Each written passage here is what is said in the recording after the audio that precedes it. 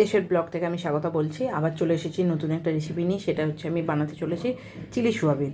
তো এখানে আমি সোয়াবিন, এক বাটি সোয়াবিন নিয়েছি। সোয়াবিনটাকে গরম জলে নুন দিয়ে ভিজিয়ে রেখেছি। এই দেখুন পুরো ভিজে গেছে। আর এখানে আমি পেঁয়াজ কেটে নিয়েছি, রেড ক্যাপসিকাম ছিল আমার কাছে, কেটে নিয়েছি, লঙ্কা আর রসুন আমি থেতলে নিয়েছি। চলুন এবার সোয়াবিনটাকে ম্যারিনেট করি। দাঁড়ান, একটা বড় জায়গা নেই, ছোটো জায়গা হয়ে গেছে। এই বড় জায়গার মধ্যে সোয়াবিনটাকে একটু জলটাকে চিপে চিপে নেব। এই যে দেখুন অল্প অল্প করে জল বেরোচ্ছে, জলটাকে চিপে চিপে বড় জায়গার মধ্যে নিয়ে নেব। এর মধ্যে দেব এই অল্প একটু নুন, অল্প একটু হলুদ, অল্প একদম অল্প একটু সোয়া সস,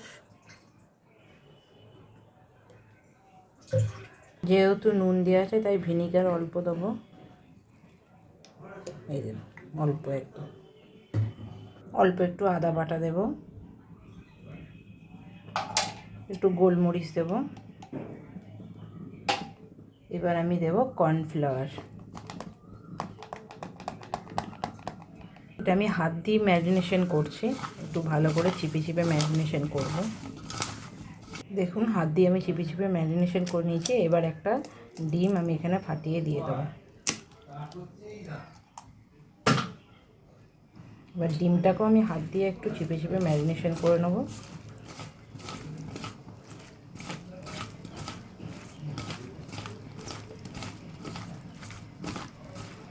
একটু হাত দিয়ে চিপে চিপে ম্যারিনেশন করে নিলাম, দিয়ে এটা আমি 5 মিনিট ঢাকা দিয়ে রেখে দেবো। 5 মিনিট হয়ে গেছে। এবার আমি ঢাকাটা খুলবো। দেখুন কি ভালো ম্যারিনেট করা হয়েছে।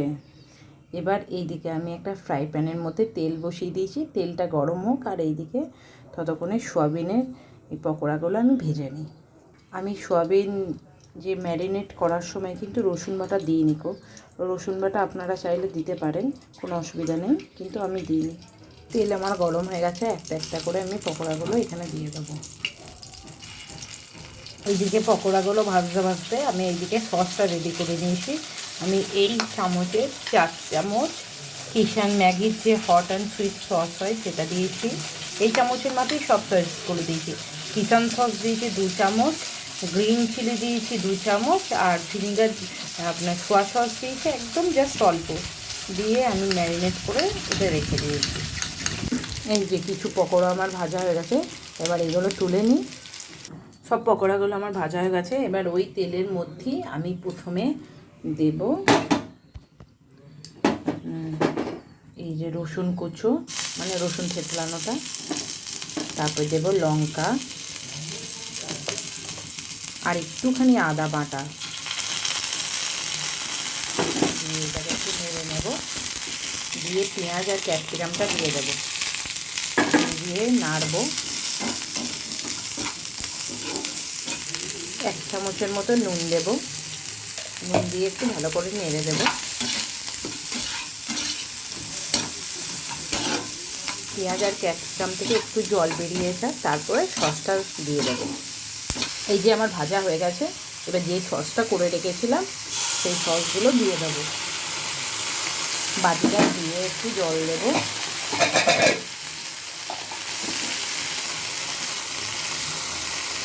সসটা দিয়ে আমার ভাজা ভাজা হয়ে গেছে। এবার আমি পকোড়াগুলো দিয়ে দেবো। পকোড়াগুলো দেওয়া গেছে, এবার আমি ভালো করে নাড়বো, একদম যেন পকোড়াগুলো সসের সাথে মিশে যায়।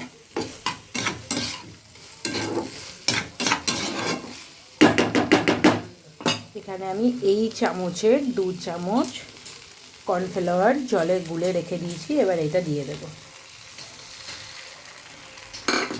দিয়ে নাড়বো। নাড়া হয়ে গেছে, এবার জল দিয়ে দেব। আপনারা যদি এরকম রাখতে চান এরকমও রাখতে পারেন। আমি একটু গ্রেভি করব তাই একটু সামান্য জল দিলাম। ভালো করে নেড়ে দেবো, একটু ফুটে গেলেই নামিয়ে দেবো। এই দেখুন আমার হয়ে গেছে সোয়াবিন, চিলি সোয়াবিন। তো আমি একটু গ্রেভি রেখেছি। এবার এটা একটা জায়গায় নামিয়ে নেব। আমার রেডি হয়ে গেছে চিলি সোয়াবিন। তো এটা বাচ্চাদের খুব প্রিয়। সোয়াবিন তো এমনিই বাচ্চাদের খুব প্রিয় হয়, আর তার থেকেও বড় ব্যাপার হচ্ছে ঘরে মাংস না থাকলে এইভাবে চিলি সোয়াবিন দিয়ে রুটি খেয়ে বা ফ্রাইড রাইস খেয়ে দেখুন, খুব ভালো লাগবে। যদি আমার রেসিপি আপনাদের ভালো লেগে থাকে অবশ্যই আমার চ্যানেলটাকে সাবস্ক্রাইব করবেন, লাইক করবেন আর কমেন্টে জানাবেন। চলুন সবাই ভালো থাকবেন, টাটা বাই। আবার একটা নেক্সট রান্না নিয়ে আমি স্বাগতা আপনাদের সামনে হাজির হচ্ছি।